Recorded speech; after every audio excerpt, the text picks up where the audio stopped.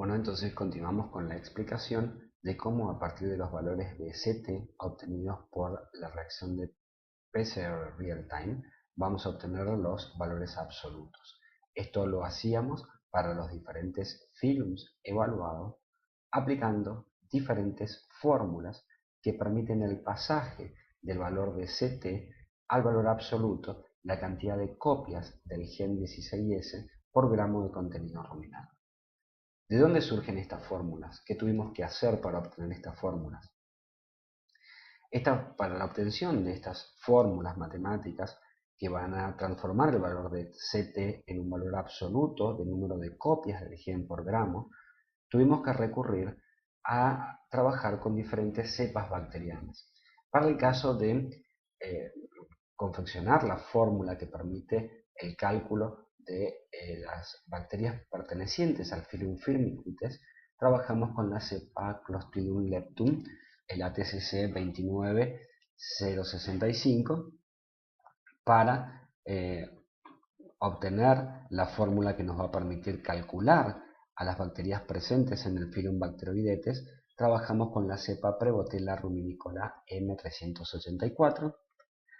Con Escherichia coli JM109 fue la cepa elegida para obtener la fórmula que nos va a permitir calcular el valor absoluto de gamma proteobacterias. Y finalmente trabajamos con la cepa Bifidobacterium bifidum, el ATCC 29521, que nos va a permitir construir la fórmula que va a transformar el valor de CT en un valor absoluto de número de copias del gen 16S de bacterias pertenecientes al filum de las actinobacterias. Nosotros tuvimos que realizar el cultivo de cada una de estas cepas, aquellas cepas como Clostridium, Prevotella o Bifidobacterium que son anaerobias estrictas, realizamos el cultivo en anaerobiosis de estas cepas. A estas cepas, una vez cultivadas, les extrajimos ADN bacteriano, ADN extraído a partir del cultivo puro de esta cepa. A ese ADN lo diluimos en diferentes concentraciones y a cada una de esas muestras diluidas le realizamos la reacción en cadena de la polimerasa en tiempo real, el qPCR, para obtener de esta manera diferentes valores de CT para las diferentes diluciones de las muestras de ADN de las bacterias o de las cepas bacterianas que utilizamos. Así obtuvimos, por ejemplo, para una dilución de 5 veces de la cepa de Bifidobacterium bifidum, del ADN extraído de la cepa de Bifidobacterium bifidum, obtuvimos un valor de CT de 15,33. Cuando lo diluimos 10 veces al ADN obtuvimos este valor, 50 veces este valor, 100 veces este valor, 500 veces este valor y 1000 veces este valor. Mediante las diferentes diluciones de las muestras, nosotros pudimos graficar el número de copias del gen, es decir, la cantidad de ADN en el eje X y el valor de CT en el eje Y. De esta forma vemos que en la medida que está más concentrado el ADN, tenemos un valor de CT bajo, mientras que en la medida que está más diluido, como es el caso de cuando está diluido 1000 veces, tenemos un valor de CT alto. De esta manera hicimos lo que se denomina un análisis de regresión lineal simple que nos permitió obtener como resultado las diferentes fórmulas que van a permitir a partir del valor de CT obtener el número de copias del gen. Si nosotros trasladamos el valor de CT, por ejemplo 25.25, vamos a ver que esto equivale a 10 a la 3, es decir, unas 1000 copias del gen 16S, es decir, cada vez que hay una copia del gen, se supone que hay una bacteria que pertenece a cada uno de estos filums. De esta manera, mediante la utilización de estas fórmulas, nosotros podemos pasar del valor de CT a un valor de concentración de genes. De esta manera podemos ver cómo cambia la tabla que anteriormente les explicaba. Nosotros acá tenemos los animales, los días de muestreo, las diferentes dietas a las que fueron sometidos los animales y por ejemplo en el caso de la cabra número 1 en el día 0 de la dieta solo de heno de alfalfa, vemos que el valor obtenido para el Filum firmicutes, el valor de CT, fue 13,83. Cuando reemplazamos ese valor en la fórmula obtenida para los firmicutes, vemos que ese valor pasa a ser un valor absoluto, un valor que está representando el número de copias del gen 16S por gramo de contenido ruminal. Cada vez que hay una copia del gen 16S, se supone que hay un integrante o una bacteria perteneciente al Filum firmicutes. De esta manera pudimos transformar el valor de CT en un valor absoluto, en un valor de concentración, en un valor que nos habla más del número de bacterias pertenecientes a este filum que hay presentes en cada uno de los animales en los diferentes tiempos de muestreo y en las diferentes dietas a las que fueron sometidos. Así pudimos transformar esta tabla en donde podemos ver los diferentes valores absolutos, el número de copias del gen 16S por gramo de contenido ruminal. Estos son los 4 principales filums de bacterias ruminales y si sumamos la cantidad de bacterias presentes en cada uno de estos filums, vamos a tener como resultado al total de bacterias presentes en el rumen de los animales sometidos a diferentes dietas muestreados en los diferentes días. De esta manera nosotros podemos calcular cuál fue la proporción del número de copias del gen 16S con respecto al total de las copias de ese gen. Por ejemplo, si nos situamos en el caso del día número 2, cuando los 4 animales fueron sometidos a la dieta solo de heno de alfalfa, vamos a ver cómo a partir de los diferentes valores obtenidos en cada uno de los filums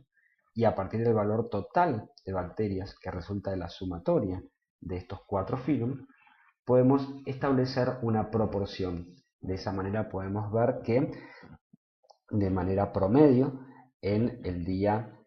2 de muestreo, cuando las 4 cabras se alimentaban con la dieta de heno de alfalfa, obtuvimos un 82% de bacterias pertenecientes al Filum firmicutes, un 15% de bacterias pertenecientes al Filum bacteroidetes, un 2% de bacterias pertenecientes al filum de las actinobacterias y una escasa proporción de bacterias pertenecientes al filum de las proteobacterias. Así obtuvimos los resultados del presente ensayo. Como yo les había contado, el diseño experimental se basa en tener 2 grupos de animales, uno solo alimentado con heno de alfalfa y el otro en el que se incorporó el maíz en la dieta de estos animales en una proporción de 60-40. Habíamos dicho que las muestras habían sido tomadas al día número 2 de experimentación, o sea, luego de la introducción del maíz en la dieta, el día número 10 luego de la introducción del maíz y el día número 20 luego de la introducción del maíz. Así vamos a ver que tenemos a las diferentes proporciones de bacterias presentes en el rumen de estos animales cuando solo se alimentaban con heno de alfalfa en el día 2, esto es lo que está mostrando este gráfico, cuando se alimentaban solo con heno de alfalfa en el día 10 y cuando se alimentaban solo con heno de alfalfa en el día 20 del ensayo. Así tenemos la proporción de bacterias presentes en el rumen de los animales 2 días después de haber introducido el maíz en la dieta, 10 días después de haber introducido el maíz en la dieta y 20 días después de la introducción de este alimento concentrado energético. Nosotros lo que vamos a hacer es comparar la proporción de los diferentes filum bacterianos en los animales a los cuales se le incorporó maíz en la dieta con la proporción de filum bacterianos de aquellos animales que solo se alimentaban con heno de alfalfa. Es decir, los animales solo alimentados con heno de alfalfa van a servir de grupo control para monitorear cuáles fueron los cambios en las proporciones de los diferentes filums bacterianos cuando se incorporó el maíz tras 2 días de la incorporación, 10 días de la incorporación y 20 días de la incorporación del maíz en la dieta de estos animales. Estos valores, estas proporciones promedio, surgen del análisis de la proporción individual de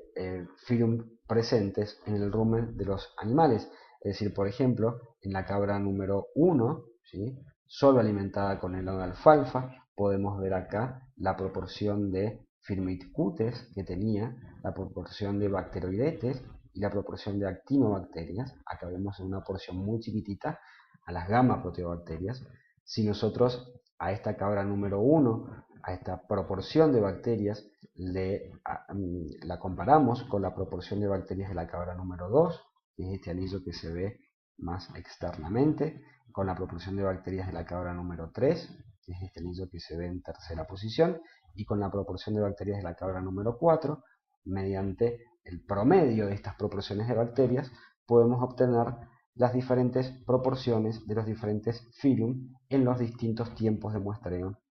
en este ensayo experimental.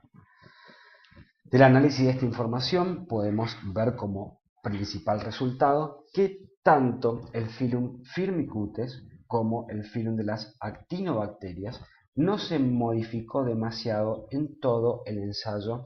de alimentación. Quiere decir, en esta gráfica están representadas todas las cabras sometidas a los diferentes tiempos de muestreo y a las dos dietas diferentes, y podemos ver que tanto el filum Firmicutes como las actinobacterias mantuvieron una proporción dentro del todo estable. De esta manera se ha determinado que estos dos filum representan el núcleo o el core bacteriano que no se modifica en las cabras muestreadas, por más que hayan sido sometidas a diferentes dietas y por más que hayan sido muestreadas en diferentes tiempos. ¿Sí? Estos dos filum bacterianos permanecen estables o permanecieron estables durante todo el periodo experimental. Los filum bacterianos que no permanecieron estables fueron las proteobacterias y los bacteroidetes. Estos dos filum pertenecen a la población de bacterias que varió, que fue variable durante el desarrollo del periodo experimental. Acá podemos ver cómo estas bacterias, las proteobacterias, graficadas de color violeta, muestran diferentes proporciones en los diferentes animales, en los diferentes tiempos de muestreo y en las diferentes dietas a las cuales fueron sometidas, y lo mismo ocurre con las bacterias pertenecientes al filum de los bacteroidetes.